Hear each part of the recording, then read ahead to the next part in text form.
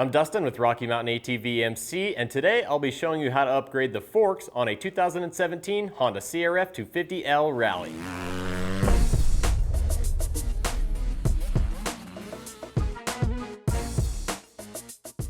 The Honda CRF250L Rally features an SFF fork design, which translates to a separate functioning fork.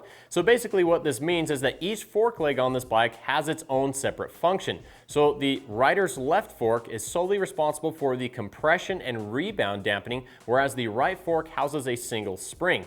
Now, this is a really great design, saves on a lot of weight. However, a lot of riders just feel that the front end on this bike is really undersprung, especially if you're riding off-road or if you're carrying any luggage. So Racetech has a fork spring kit that will include a spring that we will install into the left fork, which will drastically improve the bike's performance for just about any rider. So today we'll be showing you how to install this on a 2017 Honda CRF250L Rally. To do this job, we're just going to need a few basic hand tools. You will want to have a drain pan, some replacement fork oil. For this, we'll be using a 10 weight. You will want to have a ratio right, some rags, rubber gloves, and safety glasses. Now, you'll also need a spring kit from Racetech that will come with all of the parts necessary to get the job done. To begin, start by placing the bike on a suitable working stand. Remove the front wheel.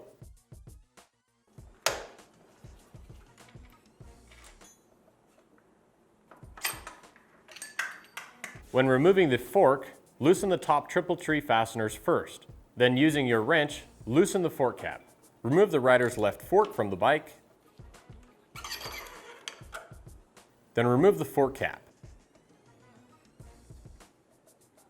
Loosen the lock nut on the fork cap and remove fork cap and lock nut from the dampening rod. Pour out the fork oil from the left fork and cycle the dampening rod several times to bleed out all of the fork oil. Allow the fork to remain upside down for several minutes to drain out all the oil. Next, we can measure and add 500 cc's of fork oil to the fork. Alright, so once we've got the oil put in there, we do need to cycle the dampening rod several times so that we can bleed out any air that may be trapped inside of the cartridge. You can see and you can actually hear the air bubbles as they're being worked out of the cartridge. Now, once you've got all of the air bubbles worked out, you should get a clean, fluid, steady motion out of the dampener rod when you're cycling it. Next, we're going to add one of these washers. Then we can add in the spring. Then we can install the Delrin lower collar onto the bottom side here. We want to make sure that the holes on the spacer are facing up. Once we've got that seated and installed, we can place this onto our dampening rod. All right, next, before we install our top collar, we're going to take a pick tool or something suitable. We're going to place it in through this hole, and we're going to hold on to the dampening rod so that way it doesn't fall in on us. Then we're going to install the top collar. We're not going to center it just yet, and then we can install the nut. All right, now we're going to thread the lock nut all the way onto the dampening rod shaft. Next, we're going to apply some medium strength thread locker to the threads. Then we can install our fork cap. We're going to thread this on until it seats lightly.